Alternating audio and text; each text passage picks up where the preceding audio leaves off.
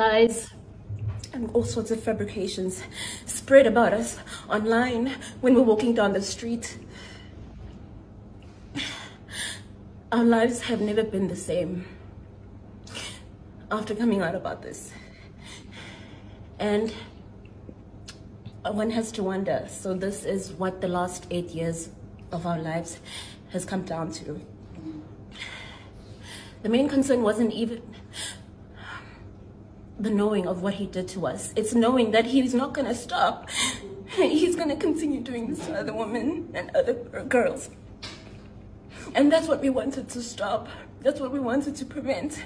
To say it ends with us and it's not going to go any further. But he's not going to stop. It's in his nature. And I feel that this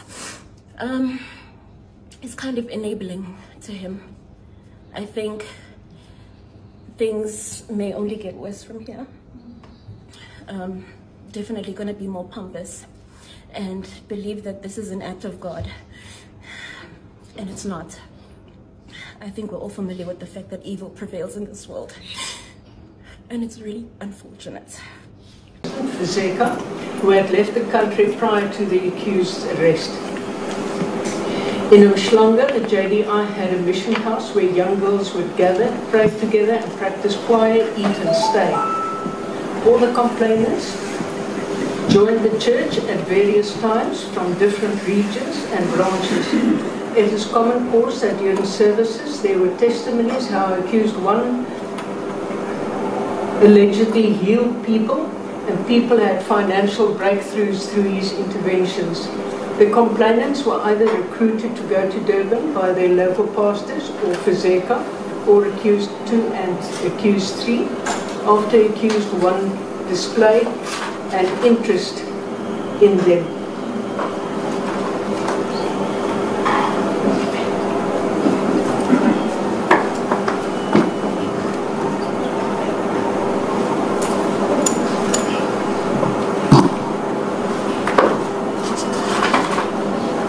All the complainants became members of the church and went to Umhlanga, where they stayed in the mission house to develop their music skills, to pray and healing.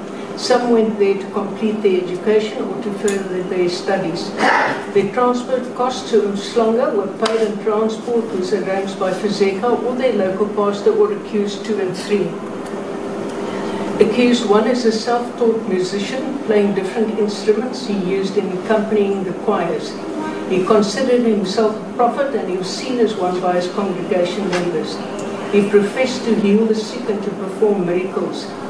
Testimony was given that if one of the pastors died, he would tell the congregants that it was because the deceased had not listened to him. The JDI has branches in all 9 provinces of the country. The headquarters of the JDI is in Durban with a mission house in Umhlanga. The church holds crusades in different centers of the country, which crusades are attended by the members who come from all branches and regions to attend such crusades. Sometimes accused 1 preached live from Durban on televised services. At services, the so-called miracles accused 1 performed were shown on TV screens. All the complainants were members or attended services in the different branches, and in this way were persuaded to join the JDI. Once a complainant is introduced to accused 1 or given his cell phone number, she is required to send and text messages to him regularly. The complainants were given money or sent money to enable them to go to Umhlanga by bus or in exceptional circumstances to fly there. The complainants largely became members of singing groups, the Grace Galaxy or the Chrysalids, that performed at the crusades and travelled with the accused to various centres. At the mission house, the complainants stayed in groups in different rooms, and there were at times approximately 25 girls in the mission house. There they engaged in music and singing practice, prayer sessions, they played games and had individual appointments with accused 1. According to the complainants, they were then individually summoned to his room by one of his personal assistants after being ordered to shower and clean themselves. In his room, they were ordered to close the door, and there they kneeled before him where he sat on the bed. They were then to massage his feet.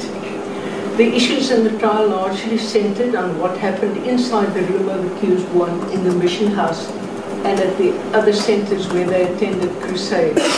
It is common cause that the complainants massaged his feet. According to the complainants, it is generally during these appointments when he sexually assaulted them or raped them after coaxing them onto his bed. After the sexual assault, he ordered them to his bathroom to clean themselves. These scenes repeated themselves, and some of the complainants were repeatedly sexually assaulted or raped. It is a recurring theme that some left the mission house but returned on their own volition. I view the explanations of the accused are improbable, and I don't subjectively believe them. However, due to the uncertainty of the actions of the state and the lack of proper cross-examination, I cannot find that the accused version are so improbable that they cannot reasonably possibly be true. The accused bore no onus to convince the court of their innocence. I am of the view, in the light of all the circumstances of the case, that the state has not proved its case beyond reasonable doubt. Yes! Quiet, please. The accused are found not guilty and are discharged on all the charges. The court will adjourn. All right.